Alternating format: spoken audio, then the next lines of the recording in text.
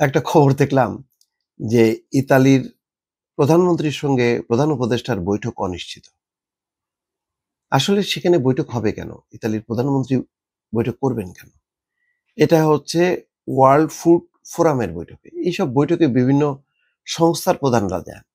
সরকার প্রধান, রাষ্ট্রপ্রধানরা যান তেমন কিন্তু না। আমি গতকালকে বলছিলাম যে এই সমস্ত সম্মেলন এভয়েড করা উচিত। এগুলি ইন্টারিম গভর্নমেন্টের কোনো গুরুত্বপূর্ণ কোনো দায়িত্ব না। ইন্টারিম গভর্নমেন্টের অনেক দায়িত্ব, কারণ সামনের নির্বাচনটা অনেক চ্যালেঞ্জিং। বিভিন্ন রাজনৈতিক দলের সাথে ধারাবাহিকভাবে কথা বলা, মতবিরোধ, মতানৈক্য দূর করা, এখন অনেক বিষয়। গণভোট কেমনে হবে, কিভাবে হবে তার কোনো ঠিক নেই। তারপরে সনদে স্বাক্ষর করবে, নোট অফ ডিসেন্ট থাকলে কেউ করবে, কেউ করবে না। এসব নানা বিষয়গুলি নিয়ে কিন্তু জটিলতা আছে। এক পক্ষ এখনো পিয়ারের দাবিতে আন্দোলন করতেছে, অন্য পক্ষ বলতেছে যে এইসব দাবি হচ্ছে নির্বাচন পেছানোর ষড়যন্ত্র। অন্যদিকে সামরিক কর্মকর্তাদের বিচার নিয়ে একটা টেনশন আছে। তো এই সমস্তগুলি বাদ দিয়ে কেন তিনি গেলেন আমি বুঝতেছি না। শেষ প্রান্তে এখন তো অনেক তো গেছেন, মানে 12 মাসে নাকি 13 বার হয়ে গেছে সফর। আর এখানে হ্যাঁ, যদি জর্জিয়া মেলোনির সাথে সাক্ষাৎ হইতো নিশ্চিতভাবে, যদি বলতো ঠিক আছে আপনি এই উপলক্ষে আসতেছেন, মানে আপনার সাথে 1 ঘন্টা বৈঠক করবো, করলে ভালো। ওখানকে আমাদের প্রবাসীরা ছিল, আর সুযোগ সুবিধা, সেখানে ওয়ার্ক ভিসা দিয়ে যদি বাংলাদেশ থেকে লোক আরো পাঠানো যায়, সেটা হলে হইতো, কিন্তু কোনো কিছুই তো না।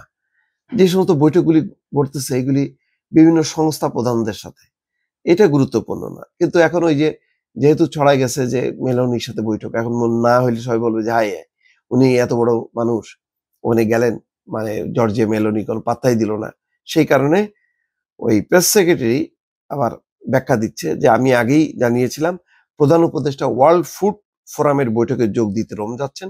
সফরকালে তিনি কয়েকটি উচ্চ পর্যায়ের বৈঠকে অংশ নিতে পারেন। তবে আমি কোথাও বলিনি যে ইতালির প্রধানমন্ত্রী জর্জিয়া মেলোনির সঙ্গে বৈঠক নির্ধারিত হয়েছে। যাক, এটা কিন্তু না হলেও তো ডক্টর মোহাম্মদ ইউনূসের এটা কনফার্ম হইলে তিনি যাইতেন।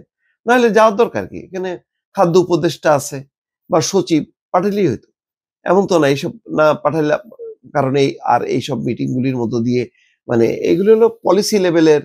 হ্যাঁ আচ্ছা, হাই হ্যালো, এইটুক। এইসব মানে সফরে খরচ করা, মানে রাষ্ট্রের এই অবস্থায় আমি বলছি যে ইন্টারিম যারা দায়িত্ব আসছেন অল্প সময়ের জন্য, তারা এমন কিছু দৃষ্টান্ত স্থাপন করে যাবেন যাতে পরবর্তী রাজনৈতিক সরকার সেগুলি ফলো করে। তা নাহলে তো ওই চলতেই থাকবে। শেখ হাসিনাও যেমন সফরের উপরে থাকতেন, ডক্টর মোহাম্মদ ইউনূসও থাকলেন, বাকি যারা আসবে তারাও ওইটাই করতে থাকবে। নতুন কিছু করার কিছু দৃষ্টান্ত স্থাপন দরকার ছিল, সেটা হলো না। এটাই হলো দুঃখ আমার, দর্শক।